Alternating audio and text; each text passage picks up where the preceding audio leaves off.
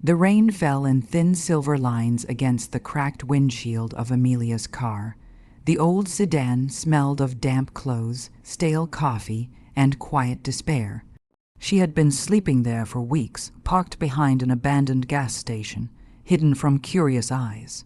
Her last paycheck had gone to fuel and food, her pride long since spent on survival. Each night felt heavier than the last.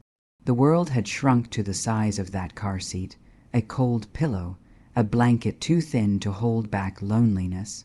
Sometimes she scrolled through old pictures of better days, her wedding, her smiling parents, her brother Ethan in his college cap. They'd all drifted away after her divorce, their pity turning into distance, their calls into silence. When she lost her job and her apartment, not one of them reached out. "You made your choices," her mother had said. Those words replayed in her mind like a cruel song. That night, thunder rolled overhead. Amelia pulled her coat tighter and tried to sleep when a pair of headlights swept across her window. She froze, the light lingered, then a sleek black car pulled up beside her old sedan. The hum of its engine was soft, rich, the sound of a life she used to dream of. A door opened, footsteps crunched the wet gravel, and a deep voice said her name, Amelia. Her heart stopped. She looked up, and there he was, Ethan, her brother, older now, sharply dressed, framed by the glow of the streetlight. The last time she saw him, they'd screamed at each other at their father's funeral. 15 years of silence had stretched between them like an ocean. She quickly wiped her eyes. "What are you doing here? I could ask you the same thing," he said softly, his voice breaking. "Amelia, are you living in your car?" She couldn't answer. Shame burned through her throat. She wanted to run, to hide, but there was nowhere left to go. He walked closer, saw the blanket, the empty water bottle, the half-eaten sandwich, his face crumpled. "God, Amy," he crouched beside the door. "Why didn't you call me?" She gave a bitter laugh. "After all this time, you made it clear you wanted nothing to do with me." He shook his head, eyes glistening with regret. "I was angry, not heartless. You're my sister. I can't leave you like this." Amelia turned away, but he gently opened the car door and extended his hand. "Come on. You're coming with me tonight. No arguments." The warmth of his voice cracked something inside her. For the first time in years, she felt seen, not as a failure, but as family. She hesitated, then took his hand. They drove through the rain in silence. The city lights blurred past her window, glowing like distant dreams. When the car finally stopped, she stared in disbelief. Before her stood a beautiful house, modern, spacious, its windows glowing with soft golden light. She blinked, thinking it was a mistake. "Whose house is this?" she whispered. "Yours," Ethan said simply. "At least if you'll take it." Amelia's breath caught. "Ethan, I can't," he smiled, gentle but firm. "You've spent too long thinking you don't deserve help. Let me fix what I should have fixed years ago." Her throat tightened. "Why now?" He looked at her with quiet sorrow. "Because I realized what family means too late. I don't want it to be too late for us." Tears spilled freely as she stepped inside the house. The warmth hit her like a wave, the smell of wood polish, the hum of quiet electricity, the sight of a soft couch and real walls. For so long, she had forgotten what safety felt like. She turned to Ethan, her voice barely a whisper. "Thank you." He placed a gentle hand on her shoulder. "No more sleeping in cars. Okay, you're home now." As he left that night, Amelia stood by the window, watching the rain ease into a soft drizzle. The moonlight reflected on the sleek driveway, where her rusty sedan sat beside his luxury car, two worlds colliding again.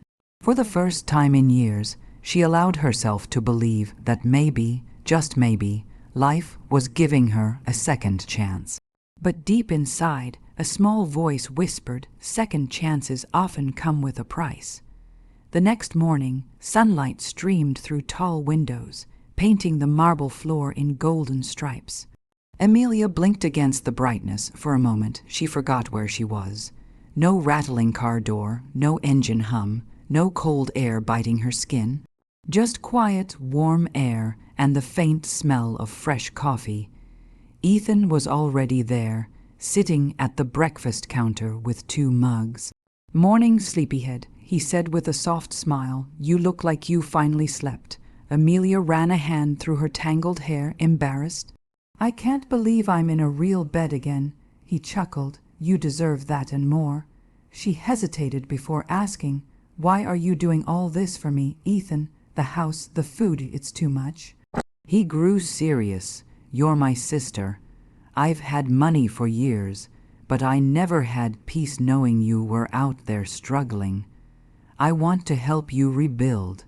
Before she could respond, he slid a sealed envelope across the counter. Inside was a document and a bank slip. Amelia's eyes widened as she read the figure $3,000,000. "Ethan," she gasped, "this can't be real. It's yours," he said simply. "Use it to start over, a business, your dream, anything.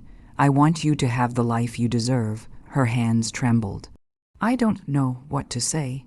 "Then don't say anything yet. Just live again." Over the next few months, Amelia did exactly that.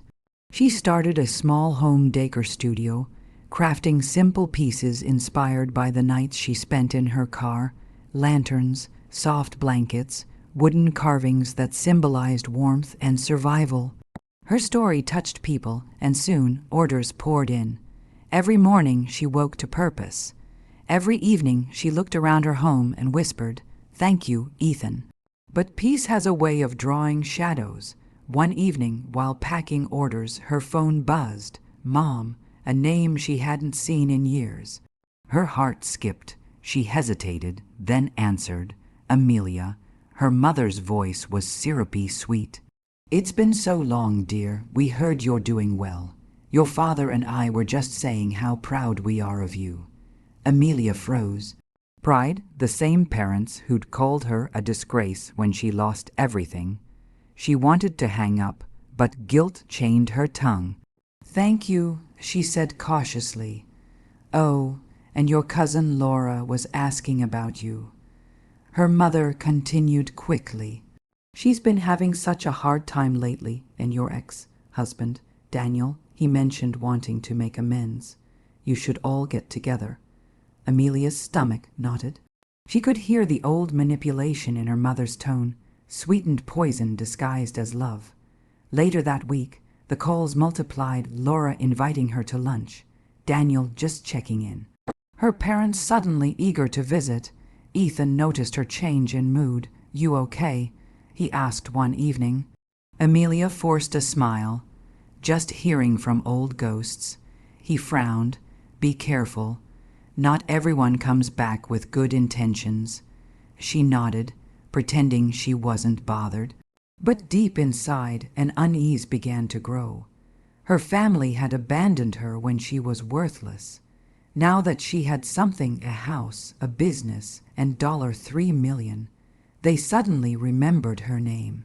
That night, as the wind rustled outside her window, Amelia sat alone with her thoughts. She wanted to believe they had changed, that forgiveness was possible. But something in her gut whispered otherwise, and she would soon find out just how right that feeling was. For a while, Amelia convinced herself it was harmless: a few family visits, some awkward dinners, old faces trying to reconnect. She told herself people could change. Maybe her parents regretted turning her away. Maybe Laura wanted to make peace. Maybe Daniel really did feel sorry. But as weeks passed, the truth began to show through the cracks. It started with small comments. "You're so lucky Ethan feels guilty," Laura said one afternoon, swirling wine in her glass. "I wish I had a brother that generous," her mother added with a sigh. "Well, Amelia's always been his favorite. We can't all be so fortunate." Each word was dipped in envy, their smiles too tight, their eyes scanning her home like vultures circling a prize. Amelia began to feel the old ache return, The ache of being judged, picked apart, diminished. Then came Daniel. He showed up one morning, holding flowers, looking every bit the man she once fell in love with. Amelia. He said softly, I was an idiot. I shouldn't have left when things got hard. Maybe we can start over? She almost believed him, until she caught the flicker of calculation behind his eyes when he glanced at her watch. Her home, her new car. Days later, she overheard him on the phone, his voice low but clear. Yeah, she's got millions now. I'll win her back, then we'll make it ours. Just give it time. Her heart cracked like thin ice. That night, she sat on her couch, shaking. Her chest burned with a familiar pain, not heartbreak, but humiliation. They hadn't changed. None of them had. They were here for her money, not her heart. Ethan noticed the change almost immediately.